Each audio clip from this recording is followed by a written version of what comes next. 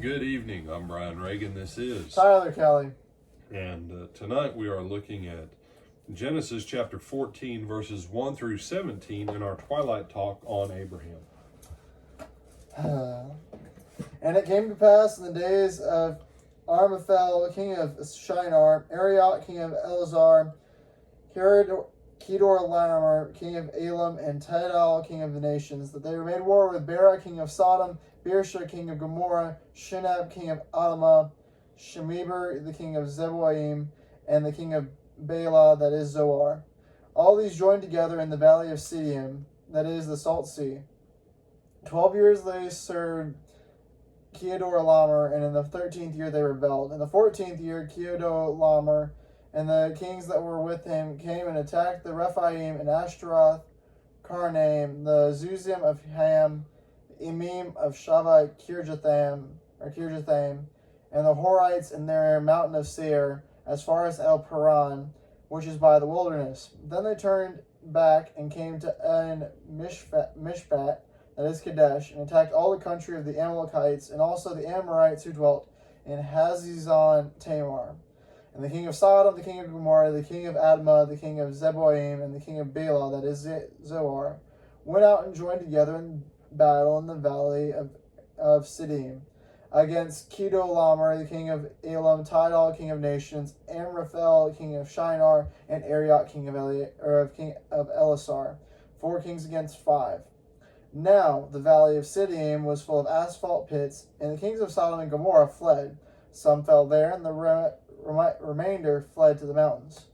Then they took all the goods of Sodom and Gomorrah and all their provisions and went their way.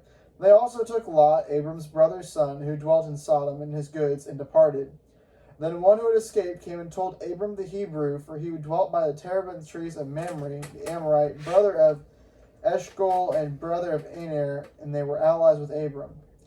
Now when Abram heard that his brother was taken captive, he armed his 318,000 trained servants. No, 318 trained. Oh, 318. 318, sorry. Yeah. Trained servants. I was about to say, who were born in his own house and went in pursuit as far as Dan. He divided his forces against them by night, and he and his servants attacked them and pursued them as far as Hobah, which is north of Damascus. So he brought back all the goods, and also brought back his brother Lot and his goods, as well as the women and the people.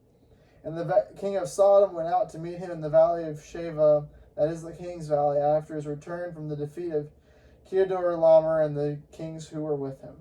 All right. So, remember, Lot was originally just going to do business with Sodom and Gomorrah excuse me, while living with his flocks. But now he's moved into town. That's just logical. It's what happens.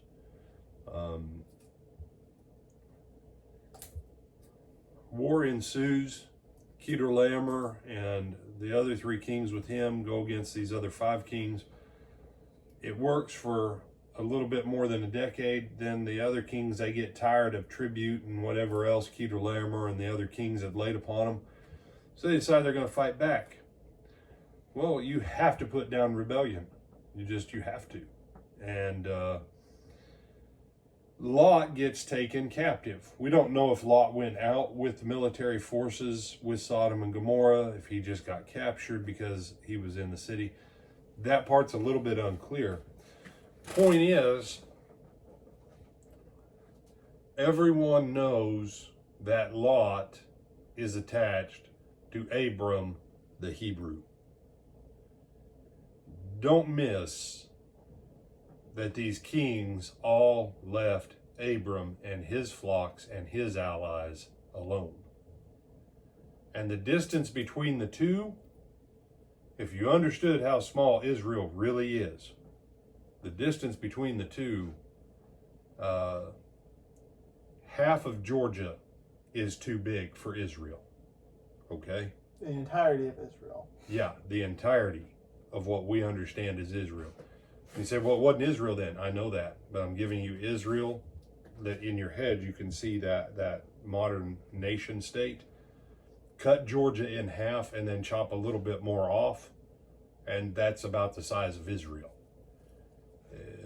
So them leaving Abram alone and his allies, and them coming to Abram and saying, hey, your brother Lot. Now you say, wait a second, he wasn't his brother. That's been my point. The scripture has one word for it in Aramaic, in Arabic, in Hebrew, just brother. There's not all these terms that we have. Okay? We know it was his nephew. It even specifies earlier in here that it's his nephew. Yeah, it doesn't use the word. Yes, but brother's son. Yeah. Yeah, that's a liberty the translators took. And here's what I'm trying to get you to see. Abram is not just some poor hick sheep guy. He has 318 men who were born in his house, trained for one thing: war. Let that one sink in on a couple levels. 318 born in his house as his slave servants. That their job is they're trained for war. Does that tell you how many people Abram actually probably has? Someone had to give birth to all of them. And I promise you, it wasn't just one lady. So if he has 50, 60, 100 female slaves and their husbands or men or whatever that gave birth to these kids, it's entirely possible Abraham has nearly 1,000 slaves. He is wealthy and powerful. Powerful enough that they come to him and they go, your brother's been taken. And he goes, well, all right, boys, you're not just protecting our business and estate. It's time to go to war and teach some people not to jack with what's mine. 318. That's a little bit larger than an infantry company. It's, depending upon the size of the platoons, it's between 1 and 2 companies size. And you say, well, that's not a lot. You're right, it's not a lot if it's military personnel that are the admin guys and gals.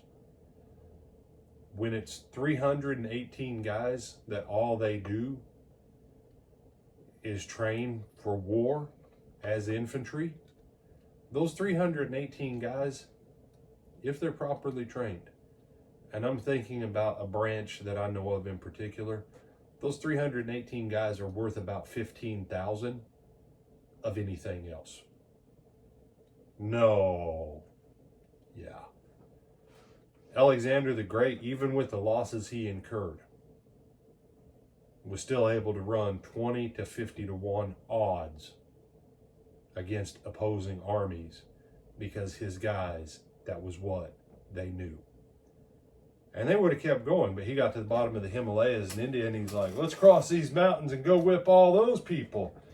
And his guys all looked at him and said, dude, we've been fighting this whole time. We ain't been able to enjoy it. We ain't going over the mountain. And he said, well, I guess I'll go back to Susa, to my palace that I got there, and we can all enjoy the fruit of us beating everybody up.